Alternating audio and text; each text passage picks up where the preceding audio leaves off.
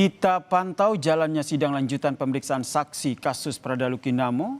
Kita tanyakan kepada jurnalis Kompas TV Niputu Trisnanda dari Nusa Tenggara Timur. Selamat petang, Putu. Putu, sidang dalam persidangan kali ini, apa fakta-fakta yang diungkap oleh para saksi, terutama saksi dari ibu angkat Pradaluki?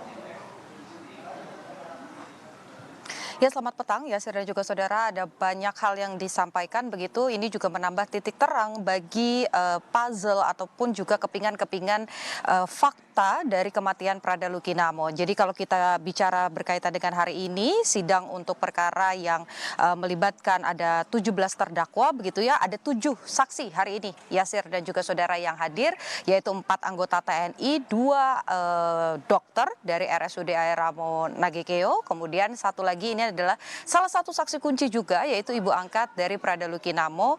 Jadi kalau di budaya begitu ya, di daerah Kupang begitu untuk di batalion ya, ketika misalnya ditugaskan di satu penempatan khusus atau berdinas di satu penempatan khusus, maka nanti akan memiliki ibu angkat atau ibu asuh begitu di daerah sekitarnya, sehingga ini nanti juga ada upaya untuk menolong dan juga berbakti di lingkungannya. Nah, salah satunya itu dihadirkan.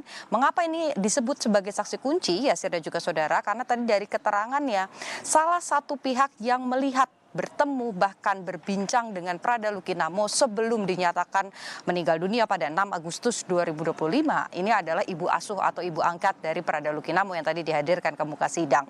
Yang menarik dari keterangannya ini adalah di tanggal 28 Juli 2025, begitu tadi keterangannya di muka sidang di depan majelis hakim disampaikan bahwa memang sempat ada pertemuan dengan Pradaluki Namo pada saat itu di pagi hari begitu ya, dan juga sempat ditunjukkan luka-luka yang ada di sekujur tubuh Pradaluki Namo. Nah, pada saat tanggal 28 Juli, luka yang dilihat oleh ibu asuh atau ibu angkat dari Pradaluki ini ada di area punggung sampai ke area pinggang dan juga di area paha, dan itu hanya memar begitu ya bentuknya.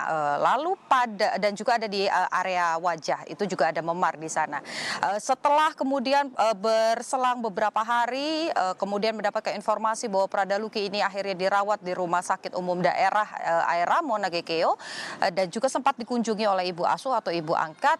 Ada hal yang berbeda, yakni luka dari Pradaluki Namo ini bukannya berkurang, malah bertambah. Jadi sebelum dijemput begitu ya untuk kembali ke batalion, ini sempat disampaikan bahwa memang lukanya hanya di bagian-bagian tersebut saja, tapi ketika kemudian ditemui, dijenguk, ini lukanya bertambah. Tentu ini mengindikasikan bahwa kekerasan yang terjadi dan juga dilakukan oleh para terdakwa ini betul adanya, dan tentu saja ini akan menjadi pertimbangan dari majelis hakim, termasuk juga keterangan dari 2 dokter yang juga menguatkan bahwa pada saat pemeriksaan awal ini juga ditemukan luka-luka pada tubuh Pradaluki, dan sekarang 4 anggota TNI ini juga masih menjalani proses pemeriksaan atau memberikan keterangan. Jadi kita masih tunggu apakah nanti hasilnya ini akan menguatkan pasal-pasal yang didakwakan kepada para terdakwa, ya ini berkaitan dengan adanya tindak kekerasan yang kemudian berujung pada kematian Pradaluki Namo.